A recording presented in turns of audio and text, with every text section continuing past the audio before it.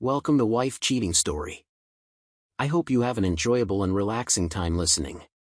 Let's get started.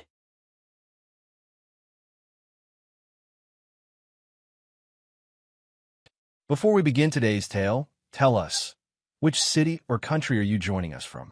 We love connecting with our global audience. Now, let's dive into today's story. Chapter 1: Hidden Currents.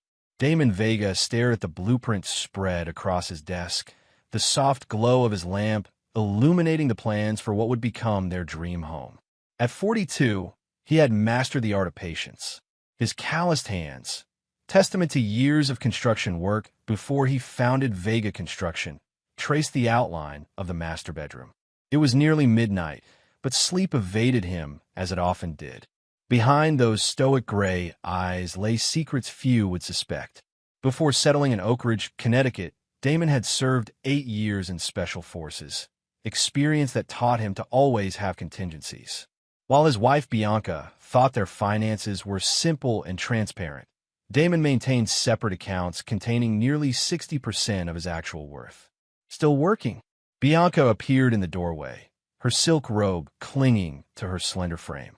At 38, she remained stunning, honey blonde hair framing a face that could still turn heads. They'd met when Damon renovated her father's vacation home 12 years ago. Just finishing up. He smiled, the kind that never quite reached his eyes these days. The Morrison project has some complications. You work too hard, she said, not moving to touch him. I'm going to bed. Damon nodded, watching her retreat. There was a time when she would have kissed him goodnight. Their marriage had always been a careful dance of personalities, his methodical reserve against her social vivacity. But lately, the distance had grown palpable. Their marriage began cooling 3 years ago, coinciding with Damon's company taking off. While he built houses for others, the foundation of his own home cracked. Bianca's spending increased dramatically, her social calendar mysteriously full. The signs were subtle at first. New clothes with tags removed before coming home, unexplained absences, and a sudden password protection on her phone. Damon noticed everything, but said nothing. His military training had taught him to gather intelligence before acting. The next morning, over breakfast, Bianca announced plans for a weekend spa retreat. Sandra's been feeling down since her divorce. I think girl time would help. Damon sipped his coffee, noting how she avoided eye contact. Sandra Keller? I thought you two weren't close. We reconnected recently. Bianca's smile was practiced. Her situation reminded me how fragile marriages can be. After she left, Damon called his foreman. Terry, take point on the Westbrook site today. Then he drove to his empty rental property on Maple Street and retrieved a small case from the basement safe. Inside were surveillance tools from his military days, items he'd kept for security purposes but never expected to use in his marriage. By evening, he placed discreet cameras in their bedroom and living room and installed a tracker on Bianca's Mercedes. That night, he checked the tracker. Bianca wasn't at any spa. Her car had been parked for hours at the Westlake Hotel, 20 miles away. In his home office, Damon unlocked a hidden drawer and withdrew a worn leather journal. Inside were account numbers, property deeds, and cash reserves unknown to Bianca. He'd been adding to this contingency fund throughout their marriage, not because he planned for failure, but because experience had taught him to prepare for all scenarios. Trust, but verify, his commander used to say. Now those words echoed with bitter irony. Chapter 2: The Web Unravels. Damon maintained his routine for the next month, collecting evidence while showing no signs of suspicion. The surveillance revealed text messages to someone saved as Client S and hush phone calls when Damon wasn't home. The GPS tracker showed regular trips to the Westlake Hotel. On a Tuesday morning, Damon met Terry Fletcher for coffee. At 55, Terry had been with him since the beginning, a former Army Ranger who understood loyalty. Something's eating at you, Terry noted, stirring his black coffee. Bianca is having an affair. Damon's voice remained steady. Terry's weathered face showed no surprise. You're sure? Positive. Been gathering evidence for weeks. What's your play? Still formulating. But I need your discretion. Terry nodded. Always. You know who the guy is? Working on it. I've got a name, Sebastian Price. Moved to town about a year ago. Art dealer with galleries in New York and Boston. Later that day, Damon drove to his accountant's office. Martin Russo had handled his finances for years, including his separate accounts. I need to discuss some asset protection, Damon said after pleasantries. Martin closed his office door. Everything okay with Bianca? That's why I'm here. I need to secure my assets without alerting her. After reviewing options, Damon transferred additional funds to his secure accounts and changed the ownership structure of 2 investment properties. He left feeling grimly satisfied. Whatever happened next, he would not be financially vulnerable. That weekend, Bianca announced another girls' trip. Damon wished her well, then followed at a distance.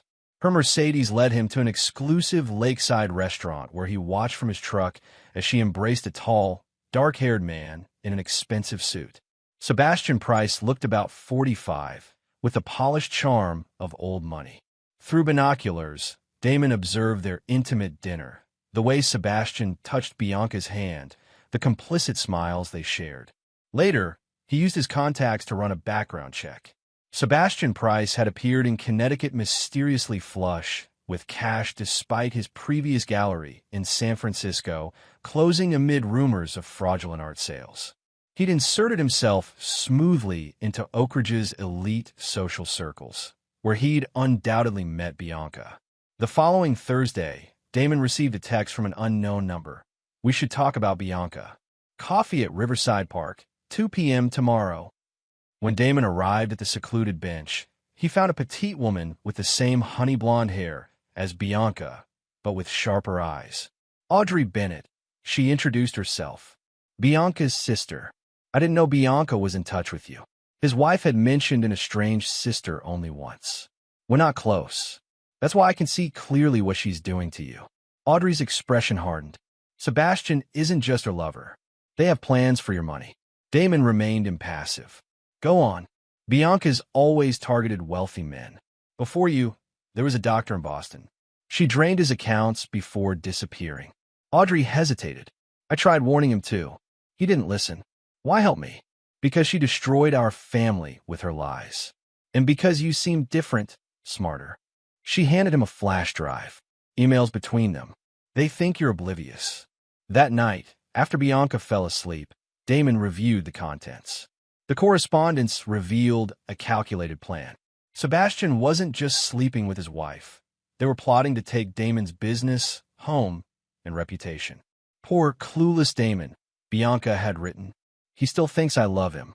Once we're ready, I'll file for divorce, claiming emotional abuse.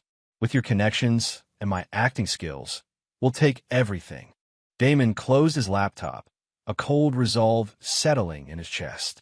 He would give them exactly what they expected, a trusting, unsuspecting husband, while preparing to dismantle their world.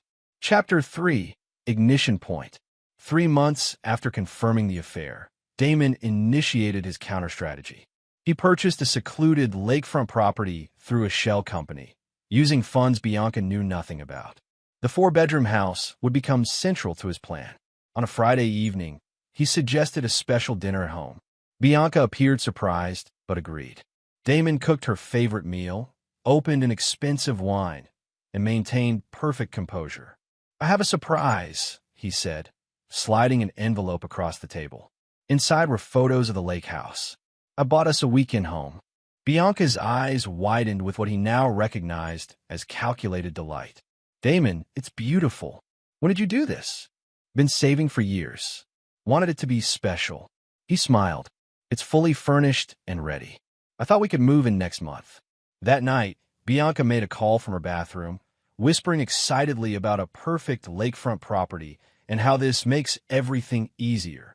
The next day, she announced a shopping trip for things for our new home. Instead, she met Sebastian at their usual hotel.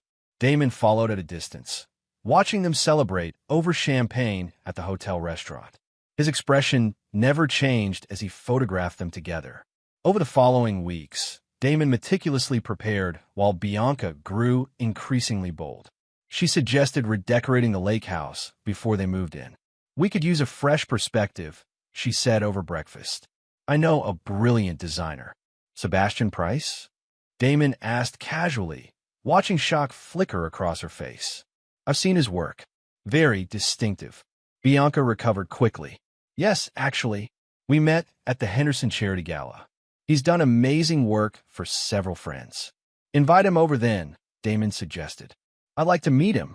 The dinner that followed was a masterclass in deception from all sides.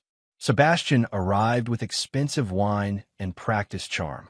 Damon played the successful but naive husband perfectly. Your home is magnificent, Sebastian commented, eyes subtly assessing valuables. But your lake house, Bianca showed me photos, has tremendous potential. I trust my wife's judgment, Damon replied. And any friend of hers is welcome to contribute. By evening's end, the trap was set. Sebastian would oversee renovations at the lake house, giving him and Bianca regular excuses to meet. 2 weeks later, Damon announced a business trip to Denver. The Colton project needs attention. I'll be gone 5 days. Instead, he checked into a motel 30 minutes away and monitored the cameras he'd installed at both homes. It took less than 8 hours for Sebastian to arrive at their main residence. The footage showed Bianca greeting him with passionate familiarity. Damon suspects nothing, she said between kisses. He's so proud of that lake house. Thinks it's our future. Sebastian laughed. It's perfect timing. Once we're established there, you file for divorce, claiming this house has too many bad memories. Then we sell both properties, take the construction company proceeds, and move to the Cayman property, Bianca concluded.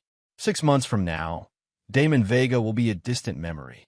What they didn't realize, Damon had already transferred majority ownership of his company to a trust. The lake house deed was structured under an LLC that could revert solely to him. And most importantly, he documented every aspect of their affair and conspiracy. On the 4th day of his business trip, Damon returned home unannounced. He entered silently through the garage, hearing voices from the living room. I can't wait anymore, Bianca was saying. Let's accelerate the timeline. I'll tell Damon I want you to move in temporarily while your apartment is renovated. He'll never agree to that, Sebastian replied. He will if I threaten to leave. Damon hates confrontation. He'll retreat to that lake house while we take over here. Damon stepped into the doorway. Is that what you think of me, Bianca? Their expressions shifted from shock to calculation. Bianca recovered first, tears instantly materializing. Damon, this isn't. Sebastian was just helping with the lake house plans. Stop lying, Damon said quietly. I know everything. Sebastian stood, adopting a conciliatory tone. Damon, let's discuss this reasonably. There's nothing to discuss. You're both predictable and sloppy. Damon's voice remained unervingly calm. Bianca, I bought that lake house with my secret savings. It's mine alone. Bianca's mask slipped, showing the coldness beneath. Fine. Then Sebastian will live here with me. This is my house too, and if you don't like it, you can leave. Damon looked between them, nodded once, and walked out without another word. The next morning, a moving truck arrived. Damon watched from his truck parked down the street as Sebastian directed movers carrying expensive furniture and art. He waited until they finished unloading, until Sebastian smugly inspected his possessions on the driveway before bringing them inside. That's when Damon approached, carrying a gas can. What are you doing? Sebastian demanded, stepping forward. Without speaking, Damon began dousing the furniture, artwork, and designer clothes. Stop! That's worth hundreds of thousands. Sebastian lunged forward, but froze when Damon produced a lighter. You wanted my life? Damon said. Here's your first lesson in what that means. The flame caught instantly. Expensive fabrics and wooden furniture ignited in a spectacular blaze. Sebastian's prized possessions, the symbols of his success and taste, crackled and blackened. Bianca came running from the house, screaming when she saw the inferno on her driveway. What have you done? Are you insane? Damon turned to her, his expression utterly composed. This is just the beginning. Neighbors emerged from their homes as black smoke billowed upward. Someone called the fire department. Sebastian attempted to salvage burning paintings, cursing as the flames singed his hands. Officer Neil Parker arrived first, taking in the scene with a veteran's practiced assessment. "Sir, step away from the fire," he instructed Damon, who complied immediately. "He's lost his mind," Bianca shrieked, pointing at Damon. "He just started burning everything." "Only his things," Damon corrected calmly. "On my property." As firefighters arrived to control the blaze, Officer Parker separated the three of them for questioning. Damon explained the situation with composed precision, showing property deeds and marriage certificates. "Technically, it's complicated," Parker admitted, "but arson charges could still apply." "Understand," Damon replied. "I'm prepared for those consequences." As Damon was escorted to the police cruiser, Bianca and Sebastian watched with vindictive satisfaction. But they missed the slight smile that crossed his face, the look of a man who had planned for every contingency, including this one. The fire was merely the opening move in a game they didn't yet realize they were playing. Chapter 4: Ashes and Strategy. The holding cell at Oak Ridge Police Station was sparsely furnished. A metal bench, a toilet without privacy, and walls bearing the scribbled legacies of previous occupants. Damon sat with military posture, eyes focused on the middle distance, mind calculating variables.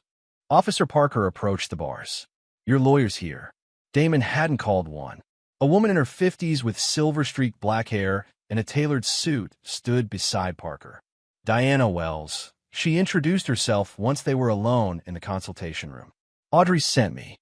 Bianca's sister hired you. Audrey and I go back 20 years. She said you'd need someone who understands complicated situations." Diana's assessment was clinical. "The arson charge is problematic but manageable. With the right approach, we can get it reduced to criminal mischief and destruction of property." "And that approach would be?" "You'll plead temporary emotional distress. First offense, respected businessman, discovered wife's infidelity. Judges have sympathy for that narrative." She leaned forward. "But that's short-term. I gather you have longer plans." Damon studied her. "What exactly did Audrey tell you?" "Enough to know you're not impulsive." The fire wasn't an emotional outburst. It was calculated. Her eyes narrowed. "I don't need details. But if you want my services beyond this incident, I need to know I'm not aiding something truly destructive." "I don't intend physical harm to anyone," Damon stated. "But they plan to destroy everything I've built. I won't allow that." Diana nodded once. "Then let's start with getting you released." 3 hours later, Damon walked out on bail. The conditions: no contact with Bianca or Sebastian, restricted access to his primary residence, and mandatory counseling sessions. Terry was waiting in the parking lot, leaning against his weathered pickup. "Boss." "Didn't call you," Damon said. "Didn't need to. Heard about the fire." He handed Damon a set of keys. "Figure you need somewhere to stay. My hunting cabin's stocked and private." The cabin was 30 miles outside town, surrounded by dense woodland. Simple but solid. 1 bedroom, stone fireplace, generator power. Perfect isolation for planning. That evening, Diana called with updates. Sebastian had filed a civil suit for property damages exceeding $300,000. Bianca was pursuing an emergency restraining order, claiming fear for her safety. "She's also emptied your joint checking accounts," Diana added. "Attempting to access your business accounts, too." "Let her try," Damon replied, knowing those accounts were already secured. "One more thing. Audrey mentioned you have evidence of their relationship and intentions?" "Extensive documentation." "Good. Don't volunteer it yet. We'll use it strategically." For the next week, Damon operated from the cabin, connecting remotely with his business while assembling the pieces of his counteroffensive. Each night, he added to a detailed timeline on a corkboard, mapping relationships, weaknesses, pressure points. News traveled fast in Oak Ridge. Local gossip painted Damon as either a jealous madman or a sympathetic cuckold, depending on allegiances. Sebastian leveraged his social connections, depicting himself as the innocent victim of an unstable contractor's rage. On day 9, Terry arrived with supplies and information. "They're renovating your house. Italian marble, custom furniture. Using your contractor accounts at Jenkins Supply." Damon nodded, unsurprised. "And the business?" "Running smooth. The boys are loyal." Terry hesitated. "There's something else." Sebastian's been talking to Westridge developers about buying Vega Construction, claiming he has inside connection through family. This was unexpected, an acceleration of their timeline. Find out who he's meeting with at Westridge. The following day, Damon drove to a diner 50 miles away where he met Martin Russo. They can't touch the main assets, Martin confirmed. But Bianca's attorney is good, Patricia Hammond. She's building a case that your business grew during the marriage, making it partly marital property. How solid is her position? With average documentation? Concerning. With what we've prepared? Much weaker. Martin slid a folder across the table. I've compiled everything showing your separate property investments, premarital assets, and the specific growth trajectories. Meanwhile, Sebastian had moved fully into the house, accompanying Bianca to social functions as her supportive friend during her difficult marriage situation. They maintained public appearances of propriety while privately celebrating their progress. What they didn't know: one of the housekeepers Bianca had recently hired was Terry's niece, Casey, who documented their private conversations and plans. Diana's paralegal frequently dined at the same restaurants, capturing their indiscreet strategy discussions. And Officer Parker, troubled by inconsistencies in their statements, began looking more closely at Sebastian's background. 17 days after the fire, Damon executed his first major countermove. As Sebastian attempted to use Vega Construction's accounts at 3 supplier companies, he discovered the accounts frozen, requiring the physical presence of Damon Vega plus 2-factor authentication. The same day, Sebastian's meeting with Westridge developers was unexpectedly joined by Damon's attorney, who politely informed them that any acquisition talks regarding Vega Construction without the founder present could constitute tortious interference. That evening, Sebastian stormed into the house, finding Bianca arranging flowers. Your husband's blocking every move. Impossible. Damon's not smart enough for that. Then explain why I just got humiliated at Westridge, or why Jenkins Supply wouldn't release materials. Sebastian paced anxiously. He's not the pushover you described. The next morning, Bianca found her credit cards declined at her favorite boutique. By afternoon, her access to the joint accounts was restricted pending fraud investigation. Diana had filed motions citing suspicious withdrawals during pending legal separation. That night, as Sebastian and Bianca argued loudly in the kitchen, the doorbell rang. Officer Parker stood on the porch, accompanied by another officer. Sebastian Price? Parker's tone was professionally neutral. We need to ask you some questions about artwork sold to Thomas Whitmore last year. There's been a complaint about authenticity. This investigation, sparked by information Damon had gathered and anonymously provided, would eventually connect to 3 other fraud allegations against Sebastian in 2 states. The foundation beneath Sebastian and Bianca was beginning to crack, exactly as Damon had planned. Chapter 5: Ghosts and Shadows.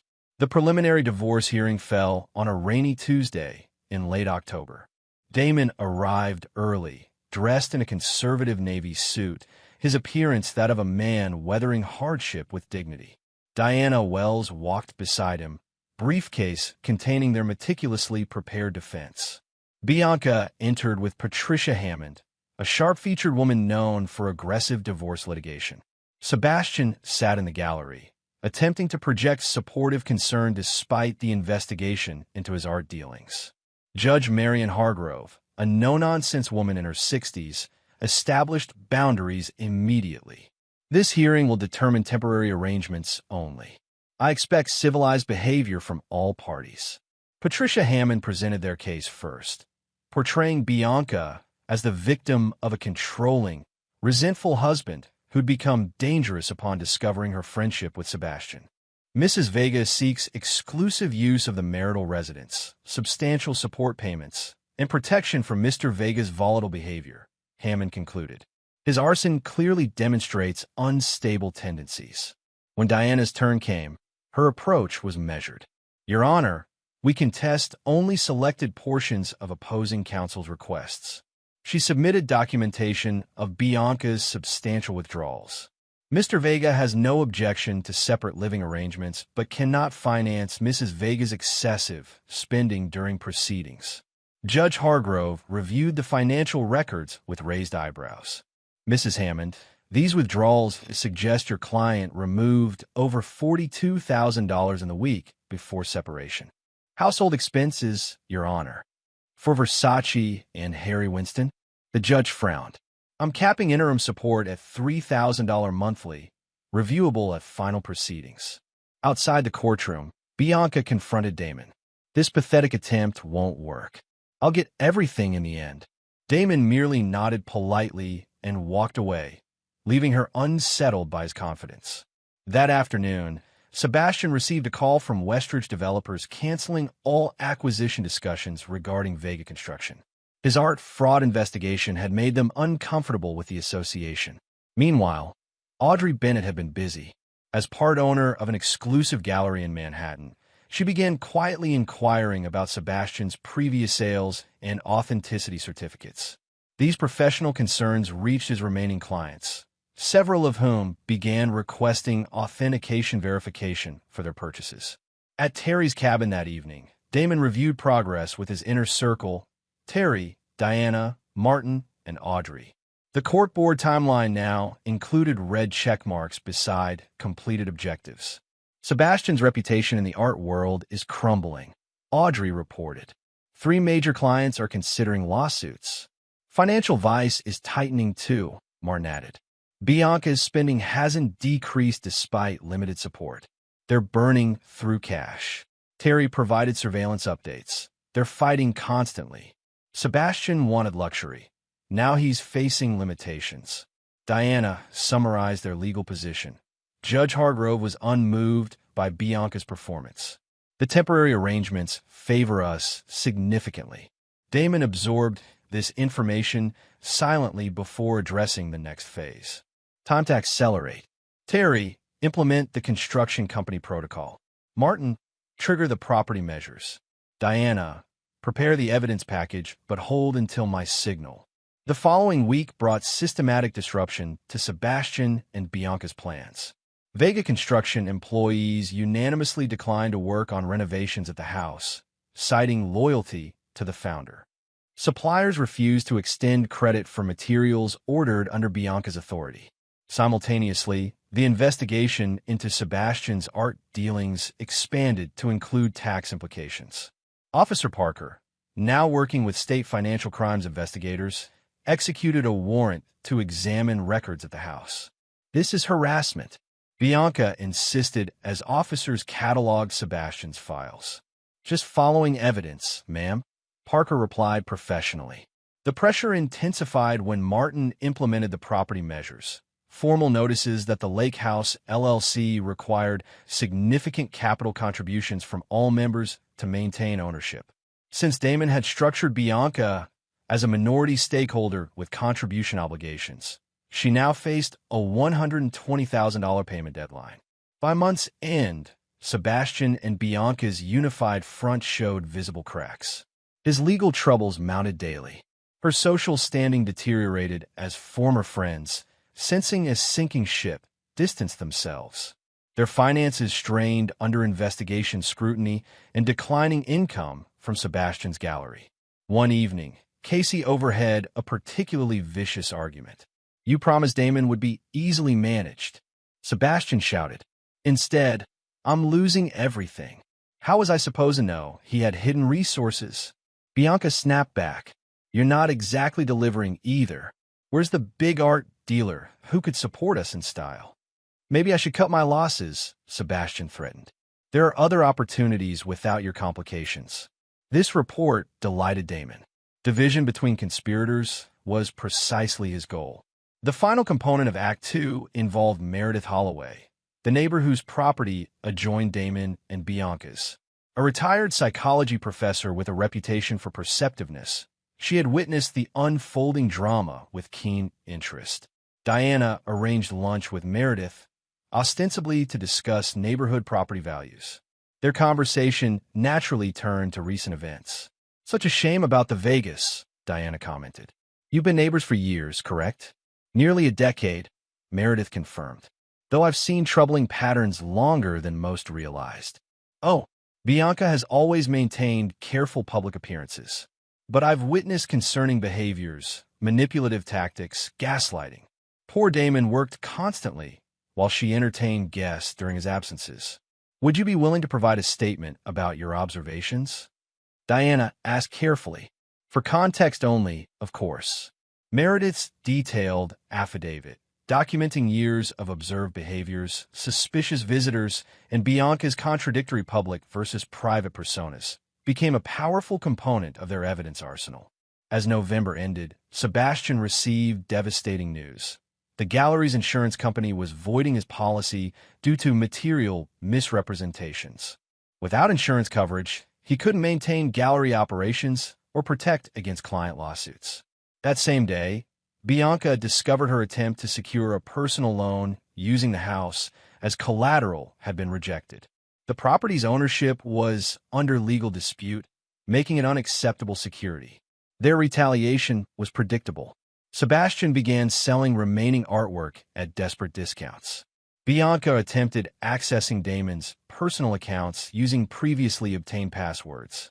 Both actions triggered alerts in Damon's monitoring systems. They're getting desperate, Terry observed during their evening strategy session. Good, Damon replied. Desperate people make mistakes. The mistake came sooner than expected. Sebastian, attempting to salvage his position, approached Terry with a proposition. Inside information about Vega Construction in exchange for cash. Terry recorded the conversation and brought it directly to Damon. This attempted corporate espionage became the catalyst for their final phase. That night, Damon made his first direct move since the fire. He texted Bianca, "We should talk. Alone. Tomorrow, 2 p.m., Lake House." Her reply came quickly. Fine. This has gone far enough anyway. The second act was closing. The devastation was well underway. The final confrontation was set. Chapter 6. Worth and Worthlessness.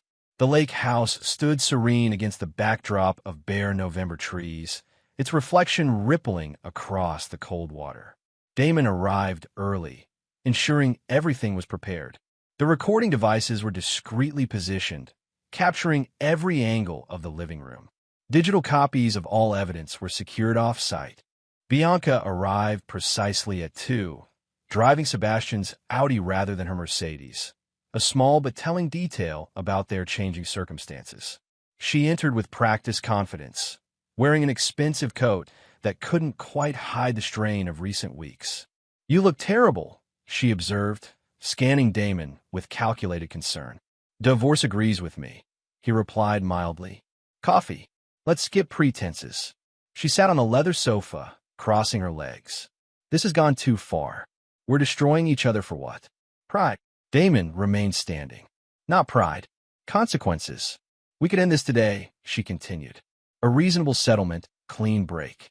Sebastian and I will relocate. You'll never have to see us again." "What's your proposal?" Her terms were predictable. The main house, half of Vega Construction's value, and significant alimony. In exchange, she would generously relinquish claims to the lake house and unnecessary legal actions. Damon listened without expression. "Is that Sebastian's position too?" "Sebastian understands compromise," she replied carefully. "Interesting." Damon moved to the kitchen counter, retrieving a folder. Before responding, "You should review this." Inside were photographs. Sebastian meeting with a young blonde woman at a Boston hotel 3 days earlier. The same woman accompanying him to a real estate office. Financial records showing a recently opened joint account. "His name is on a lease in Cambridge," Damon added. 2-bedroom apartment, starting next month. Bianca's composure fractured. "You're lying." "You know I'm not. Sebastian's contingency plan doesn't include you, Bianca."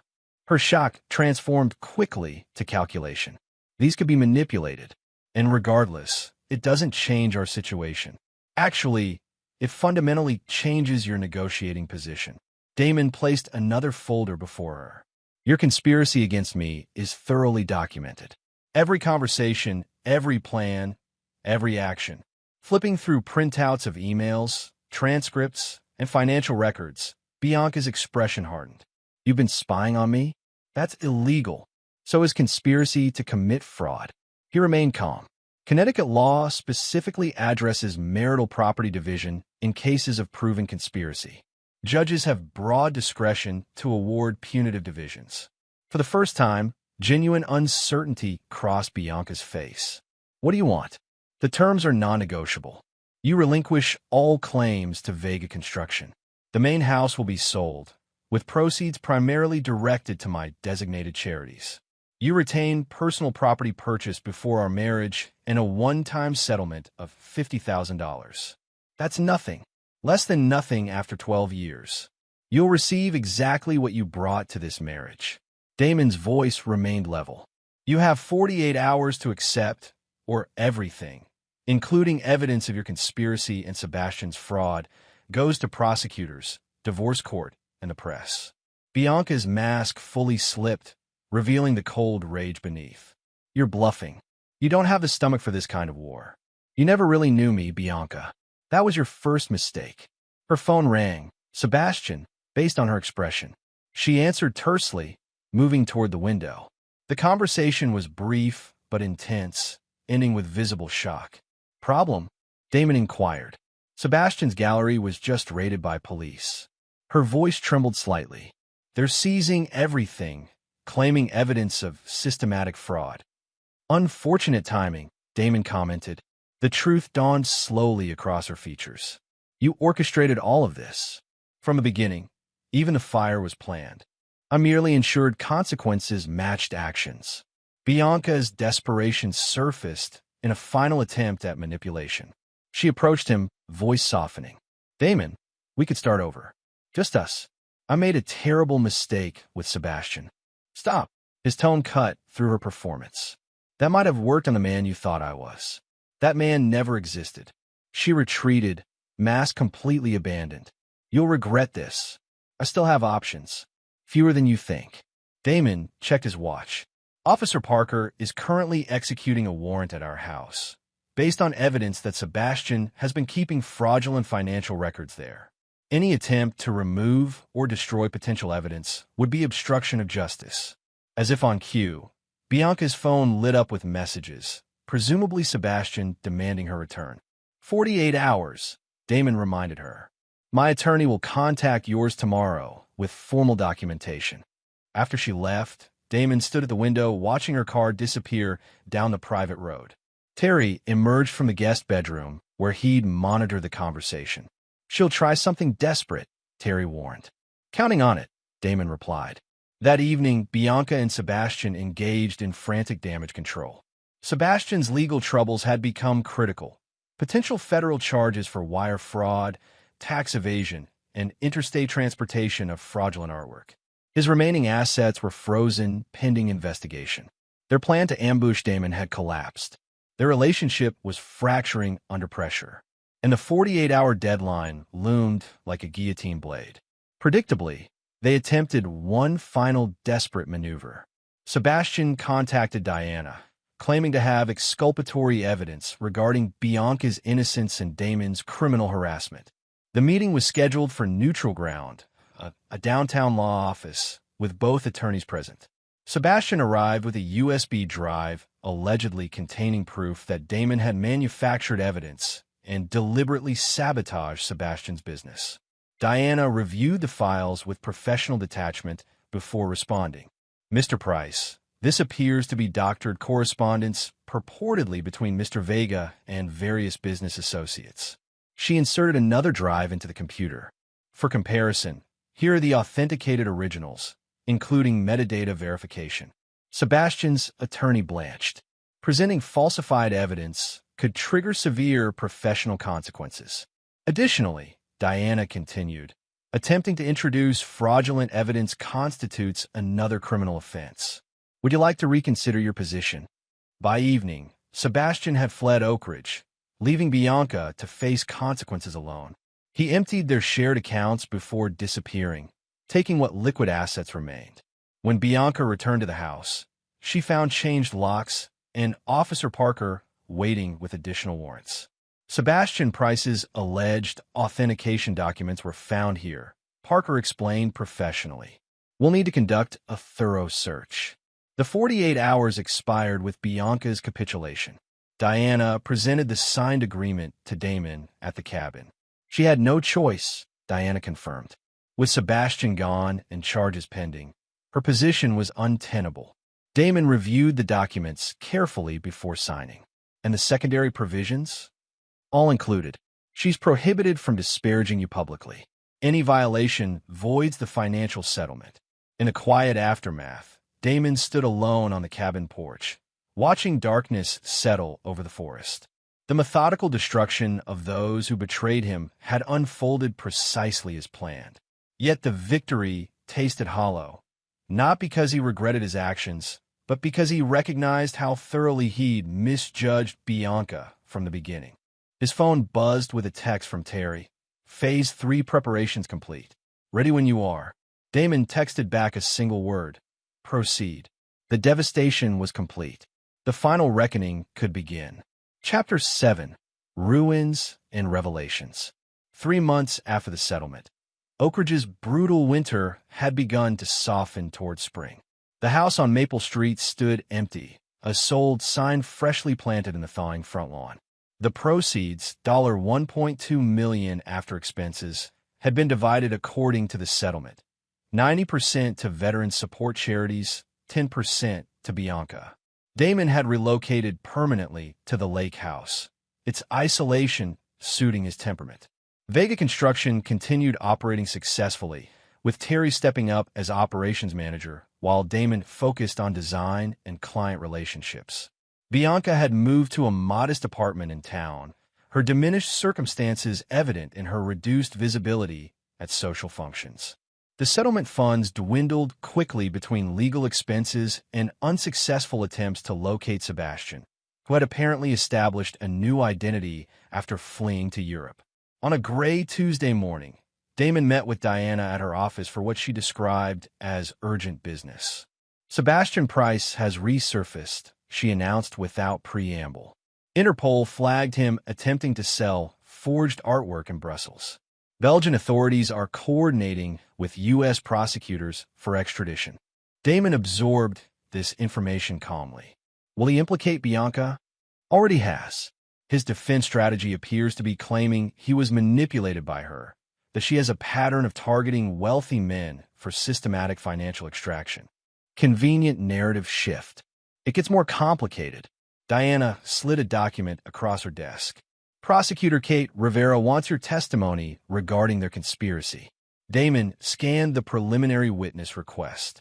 My testimony could help Sebastian's victim narrative. Potentially. But refusing cooperation has its own risks. Diana's expression remained professional. There's another consideration. Audrey contacted me yesterday. Apparently, Bianca has been making concerning statements about you. This required no elaboration. Despite the non-disparagement clause, Bianca had been gradually constructing a counter-narrative portraying herself as the victim of Damon's calculated vengeance. What's your recommendation? Damon asked. Release the full evidence package. Not just to prosecutors, but strategically to certain community members whose opinions matter. Preemptive transparency. Damon considered this approach. The complete evidence would devastate any sympathy Bianca had managed to cultivate. It would also ensure Sebastian faced maximum consequences rather than succeeding with his manipulated victim defense. Proceed, he authorized. But coordinate with Officer Parker first. I want this handled legally and definitively. That afternoon, Damon drove to a rehabilitation facility outside Hartford. The reception desk directed him to a sunlit common room where Meredith Holloway sat reading. Mr. Vega, she greeted him, closing her book. This is unexpected. I heard about your fall. Wanted to check on you personally. He took the chair opposite her. The neighborhood isn't the same without your perspective. Meredith studied him with a shrewd assessment that made her valuable as a witness. You didn't come just for pleasantries. No, he admitted. I need your insight on a difficult decision. Over the next hour, they discussed the complexities of the Sebastian situation and Bianca's continuing manipulations. Meredith, whose psychology background provided unique perspective, offered observations that clarified Damon's thinking. People like Bianca and Sebastian don't truly understand consequences, she noted. Their narrative always positions them as either victims or heroes, never as architects of their own destruction. So complete exposure won't create genuine recognition. Not recognition, no, but it will create finality. Meredith adjusted her glasses. Your mistake was assuming they could learn. Their nature prevents that growth. The only productive outcome is ensuring they can't harm others. Before leaving, Damon left an envelope containing a generous check for the Rehabilitation Center's art therapy program, Meredith's passion project. Her insight had confirmed his decision. The evidence release proceeded systematically over the following week. Diana provided prosecutors with comprehensive documentation of Sebastian and Bianca's conspiracy. Officer Parker received additional evidence supporting financial crimes charges.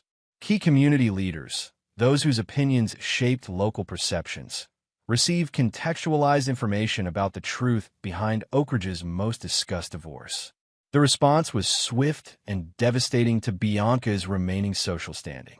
Former friends who had offered reluctant support withdrew completely. Legal consequences multiplied as prosecutors added conspiracy charges to their case. Bianca's desperate counteroffensive came in the form of a late-night confrontation at the lake house. She arrived unannounced, clearly intoxicated, demanding entry. "You've destroyed everything," she shouted through the door. "The least you can do is face me." Damon opened the door, but blocked entry. Security cameras recorded everything. Another precaution against false allegations. "You should leave, Bianca. You're violating the restraining order. Because you're afraid of the truth coming out." Her carefully maintained appearance had deteriorated. Designer clothes replaced by disheveled casual wear, meticulous makeup absent. "You manipulated everything from the beginning." "We both know what happened," Damon replied evenly. "The evidence is irrefutable. Evidence you collected by spying, by trapping us." Her control continued fracturing. "You were supposed to be the fool, the oblivious husband we could easily control." This raw admission, captured clearly on security footage, became the final nail in her counter-narrative's coffin. "I'm calling Officer Parker," Damon stated calmly. "You need to leave now." "This isn't over," she threatened, retreating toward her car. "Sebastian's coming back. We'll still destroy you." The incident report filed that night documented her violations and threats. Judge Hargrove extended the restraining order indefinitely and revoked the remaining settlement funds for violating non-disparagement provisions. The following day, international news reported Sebastian Price's arrest in Brussels. Extradition proceedings had begun, with multiple charges awaiting his return to American soil. That evening, Damon convened his inner circle at the lake house. Terry, Diana, Martin, Audrey, and Officer Parker, who had become a trusted ally following his professional handling of the case. Sebastian's arrest changes timelines, Diana noted. Federal prosecutors want to coordinate with local charges. His attempt to paint himself as Bianca's victim is failing, Audrey added. 3 of his former clients have come forward with similar experiences predating his relationship with my sister. Parker provided law enforcement perspective. With the evidence package you've provided, both face significant consequences. Ms. Abbott will likely receive reduced charges for cooperation, but still faces potential incarceration. The systematic dismantling of both conspirators was proceeding as designed. Yet Damon remained unsatisfied. "There's still the matter of full accountability," he observed. "Sebastian has assets hidden internationally. Bianca likely has contingencies we haven't identified." "What are you suggesting?" Martin asked carefully. "The Cayman property they mentioned. Find it." Damon's expression hardened slightly. "They plan to enjoy their spoils there after destroying me. I want that option eliminated." This final phase, locating and legally claiming their escape hatch, would complete the closure Damon required. Not from vengeful emotion, but from strategic necessity. As long as they retained resources, they remained potential threats. As his allies departed with new assignments, Damon stood alone on the dock, extending into the still-frozen lake. The ice would break soon, winter yielding to inevitable spring. But some things would remain unchangeable. His understanding of betrayal's cost and his unwavering commitment to ensuring those costs were paid in full. The reckoning was approaching its culmination. The ruins of broken trust would soon be swept away entirely, leaving only the foundation for whatever Damon chose to build next. Chapter 8. Judgment and Justice. The federal courthouse in Hartford imposed its granite authority over surrounding buildings, its neoclassical columns and broad steps projecting the weight of law. Damon ascended those steps on a bright May morning, Diana beside him, for Sebastian Price's arraignment following successful extradition. Inside courtroom 3B, Damon observed the proceedings with detached interest. Sebastian, his polished appearance now replaced by prison-issued clothing, pleaded not guilty to 27 federal charges including wire fraud, mail fraud, and interstate transportation of fraudulent goods. Prosecutor Kate Rivera requested denial of bail, citing substantial flight risk and international connections. The judge agreed, remanding Sebastian to custody pending trial. As they exited, Rivera approached Damon and Diana. "Mr. Vega, thank you for your cooperation. Your evidence package has been invaluable. Will Bianca Abbott face federal charges as well?" Diana inquired. "Grand jury convenes next week. We expect indictments for conspiracy and aiding fraud." Rivera's expression remained professionally neutral. "The documentation of their planned embezzlement from your company proved particularly compelling." This confirmation satisfied Damon's strategic objectives. Both betrayers would face maximum legal consequences, their schemes thoroughly exposed and punished. The drive back to Oak Ridge took them past the now-sold house where his marriage had disintegrated. New owners had already begun renovations, erasing physical reminders of that chapter. Damon felt nothing seeing the changed property. His emotional investment had been clinically severed months ago. At the lake house, Terry waited with updates on their final objective. Martin's contact in the Caymans confirmed it.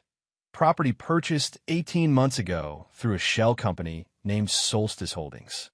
3-bedroom beachfront villa valued at $1.8 million.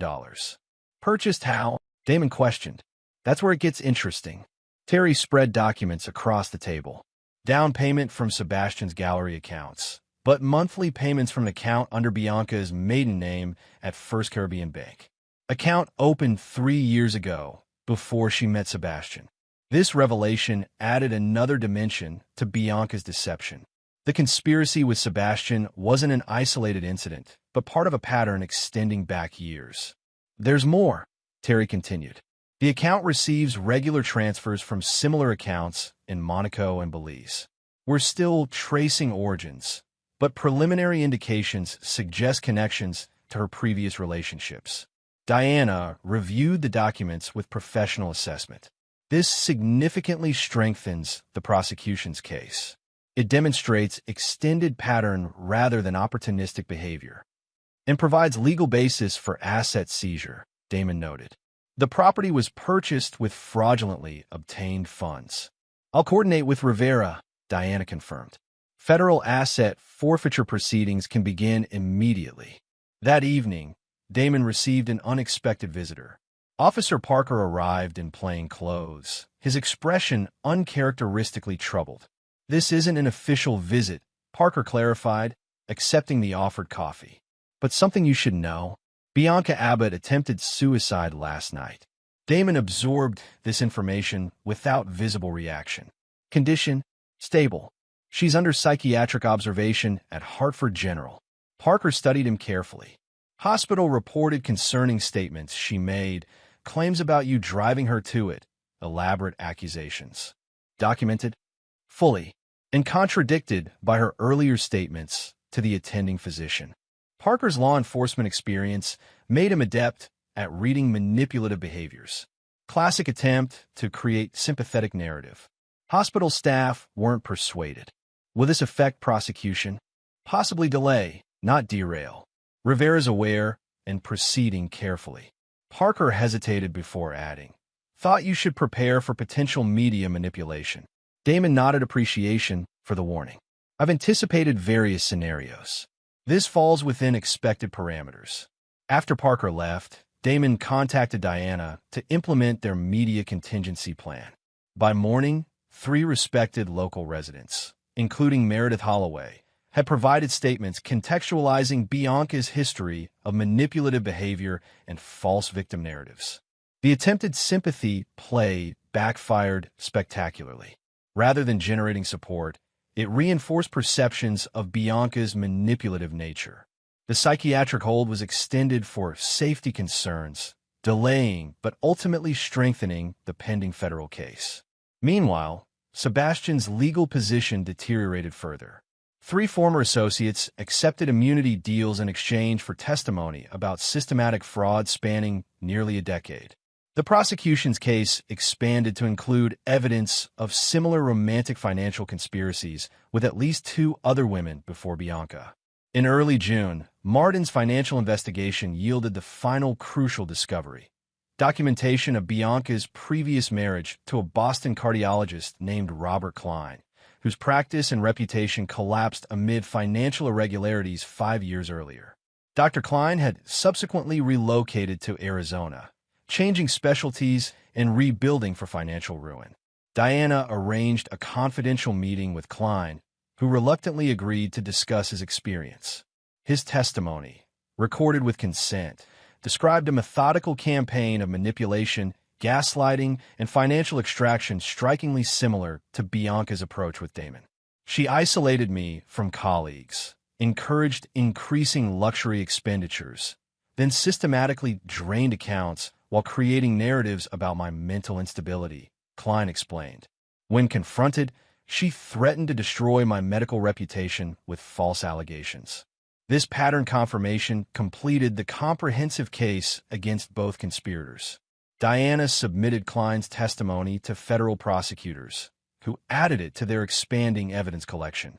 By midsummer, legal proceedings had reached critical mass.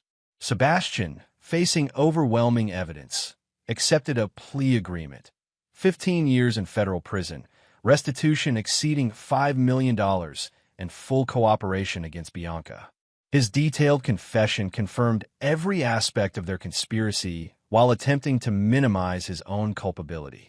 She approached me with the plan already formulated, he claimed.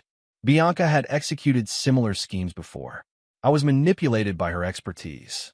Prosecutors recognized this self-serving narrative but accepted his testimony as part of building their comprehensive case against Bianca. The Cayman property was seized through international financial cooperation, its ownership transferred to a victim restitution fund. Additional hidden accounts in Monaco and Belize were frozen pending further investigation. Bianca's final desperate countermove came through a carefully orchestrated media interview, portraying herself as the victim of Damon's obsessive revenge campaign. The sympathetic journalist, a former acquaintance from her social circle, published the piece in a regional lifestyle magazine. Damon's response came not through direct contradiction, but through authorized release of key evidence excerpts to mainstream news outlets. The unedited recordings of Bianca and Sebastian discussing their conspiracy, documentary evidence of systematic financial extraction, and testimony from multiple victims created an undeniable narrative of calculated predation. The lifestyle magazine printed a retraction. The sympathetic journalist faced professional backlash for failing basic verification standards, and Bianca's remaining public support evaporated completely. In August, facing overwhelming evidence and abandoned by her expensive legal team due to non-payment, Bianca accepted a plea agreement: 8 years in federal prison, restitution requirements, and permanent financial oversight following release. As summer faded toward autumn, Damon hosted a small gathering at the lake house. The evening held a sense of completion as his inner circle. Those who had remained loyal throughout shared a meal on the deck overlooking water now warmed by months of sunshine. Federal prosecutor called today, Diana informed them. Bianca's attempt to withdraw her plea was denied. Sentencing proceeds next month as scheduled. Terry raised his glass in silent acknowledgement. Audrey, whose testimony against her sister had cost her emotionally, nodded with complicated relief. What happens next for Vega Construction? Martin inquired. Expansion, Damon replied. 3 new development projects breaking ground next quarter. Terry's taking larger operational role. As conversation continued around him, Damon momentarily stepped away to the edge of the dock. The setting sun cast long shadows across the water, marking the transition between day and night. One chapter conclusively ended, another beginning with clear-eyed purpose. Justice, methodical, comprehensive, and inescapable, had been served. Not through emotional vengeance, but through strategic dismantling of those who had attempted to destroy what he built. The system that Bianca and Sebastian had planned to manipulate had instead become the instrument of their downfall. When Damon rejoined the gathering, the conversation had turned to future plans. No more discussion of past betrayals or legal proceedings. Those matters were conclusively settled. Only forward momentum remained, built upon foundations too strong to be undermined by those who mistook patience for weakness. The reckoning was complete. Judgment had been rendered. Justice, in its most comprehensive form, had prevailed. Chapter 9. Aftermath and Ascension. 1 year after Sebastian's sentencing, Oak Ridge had largely forgotten the scandal that briefly dominated local conversation. Seasons had cycled through their inevitable progression, bringing new dramas and concerns to occupy collective attention. Damon Vega's presence in community consciousness had transformed from betrayed husband to successful businessman as Vega Construction expanded operations throughout New England. The company now employed over 60 people, with Terry Fletcher officially promoted to Chief Operations Officer. The lake house had undergone thoughtful renovation, not to erase history, but to align more completely with Damon's architectural vision. Clean lines, natural materials, and strategic glass created a space balancing privacy and connection with the surrounding landscape. On a crisp October morning, Damon sat at his desk reviewing plans for their largest project to date, a sustainable residential community incorporating cutting-edge environmental design. The company had shifted focus toward innovative, resource-efficient construction, attracting clients interested in both quality and responsibility. Diana arrived for their quarterly legal review, bringing updates on lingering legal matters. Sebastian's appeal was denied yesterday. His sentence stands without modification. And Bianca? Damon inquired, his tone reflecting professional interest rather than personal investment. Transferred to minimum security after 12 months, good behavior. Still serving 6 years remaining before parole eligibility. Diana arranged documents methodically across the desk. The monitoring systems flagged something interesting. She's been writing a memoir. Damon raised an eyebrow slightly. Attempting rehabilitation through narrative control. Federal guidelines restrict profiting from criminal activities, so publication options are limited, but worth monitoring. Diana's efficiency had become even more valuable as they transitioned from crisis management to preventative oversight. Her remaining assets continue diminishing. The restitution schedule will leave her with minimal resources upon release. These updates registered as data points rather than emotional concerns. Damon had moved beyond any personal connection to these individuals. They represented closed chapters rather than ongoing considerations. Quarterly compliance review shows all business operations exceeding regulatory requirements. Diana continued, transitioning to current matters. The new environmental certification positions us advantageously for municipal contracts. After concluding business discussion, Diana hesitated before adding, Judge Hargrove asked about you. She's retiring next month. Send appropriate acknowledgement. Her judicial fairness was instrumental. Later that day, Damon drove to Hartford for a meeting with Robert Klein, the cardiologist whose previous experience with Bianca had provided crucial testimony. Their initial connection through legal necessity had evolved into occasional professional consultation. Klein's medical background informed health-focused design elements in Vega Construction's current projects. They met at a quiet restaurant away from main thoroughfares. Klein, now in his 50s with distinguished gray at his temples, had regained professional confidence after years of recovery from his experience with Bianca. The hospital board approved our joint proposal, Klein announced after initial greetings. Construction begins in January. Congratulations. Your advocacy was decisive.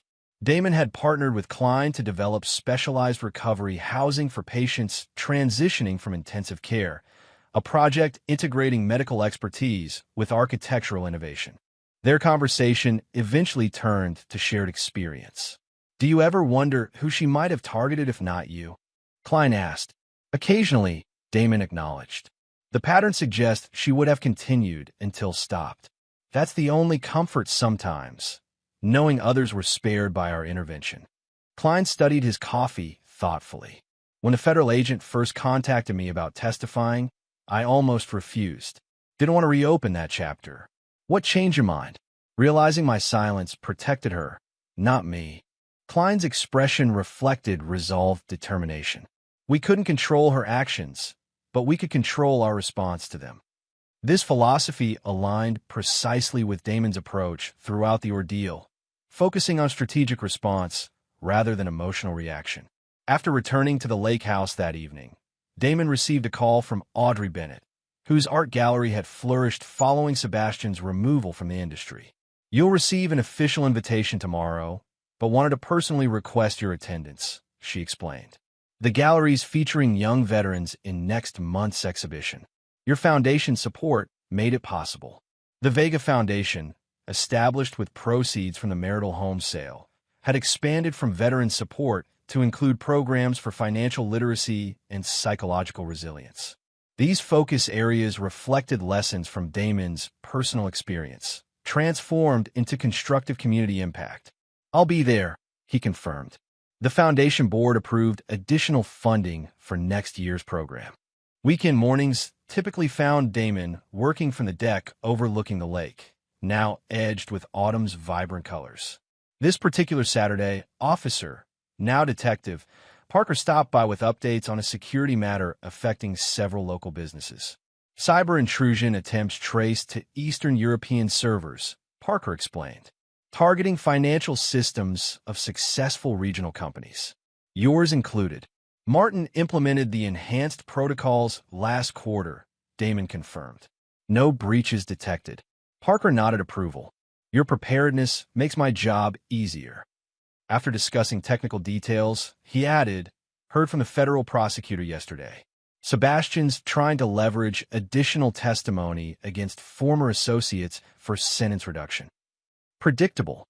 His pattern involves sacrificing others for personal advantage. Some patterns don't change, Parker observed. Unlike you, most people in your position would have been destroyed by what happened, financially or psychologically. Damon considered this assessment. The difference was preparation versus reaction. They expected emotional response rather than strategic counteraction. This fundamental misunderstanding, underestimating Damon's capacity for calculated response, had been their critical error. They had mistaken his patience for passivity, his privacy for vulnerability. As autumn progressed toward winter, Damon finalized plans for the foundation's expansion. The Psychological Resilience Program would launch in spring, helping individuals recover from manipulative relationships through practical skills development rather than just emotional support. Martin Russo, reviewing the foundation's financial structure, noted its effectiveness. You've created something meaningful from their attempted destruction. Poetic resolution. This observation crystallized the fundamental outcome, transformation rather than mere survival. Damon had not only recovered from betrayal, but had systematically converted that experience into constructive impact for himself and others. In December, Detective Parker requested Damon's consultation on a community security initiative. Over lunch at the lake house, he shared concerning patterns. 3 cases in the past year matching the profile. Calculated financial extraction through relationship manipulation. Different perpetrators, but identical methodologies. Damon recognized the pattern immediately, like Bianca's approach. Exactly. We're developing preventive education programs, warning signs, identification. Parker hesitated before adding, your insight would be valuable given your experience recognizing and countering these tactics. The request represented an opportunity to prevent others from experiencing similar predation. "I'll contribute whatever helps." By year's end, Damon's systematic reconstruction of business, property, and purpose was complete. The conspiracy that had targeted him had instead catalyzed his evolution into something more formidable, a man whose experience with betrayal had refined rather than defined him. On New Year's Eve, a small gathering assembled at the lake house, trusted allies who had become something more like family. Terry and his wife, Diana and her partner, Martin and Detective Parker, Meredith Holloway, fully recovered and sharp as ever, Audrey Bennett, who had transformed her own family trauma into creative purpose. As midnight approached, Terry raised his glass to leaving the past where it belongs, and to building something better in its place. Diana added, "To consequences," Damon concluded, completing the sentiment. Their glasses clinked in agreement beneath the winter stars reflecting across ice-edged water.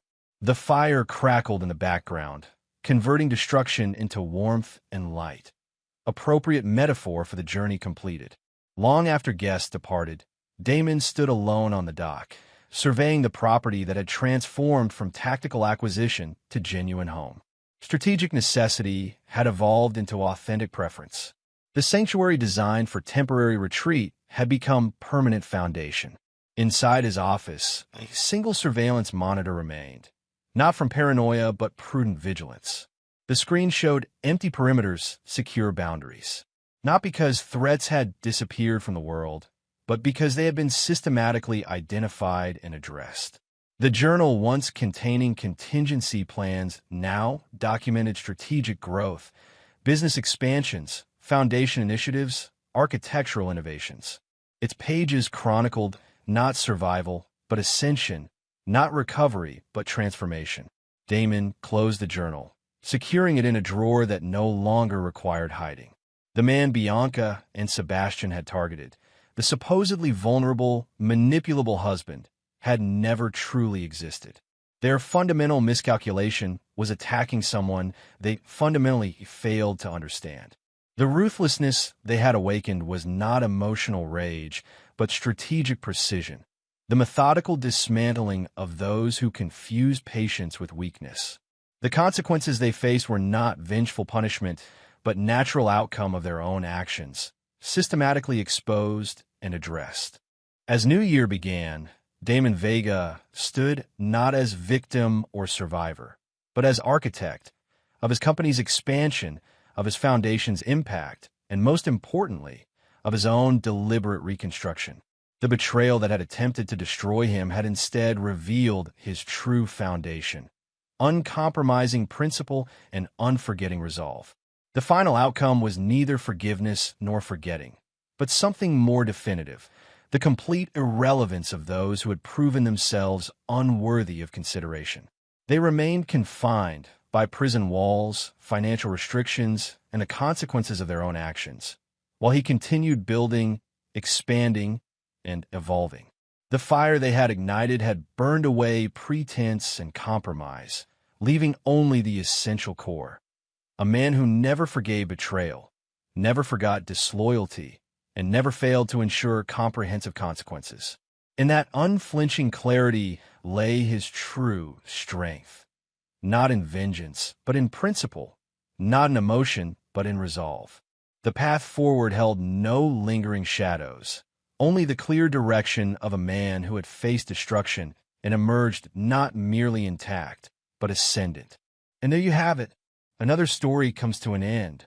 What did you think? I'd love to hear your thoughts in the comments below. If you enjoy this story, consider joining our community by subscribing. It means the world to us.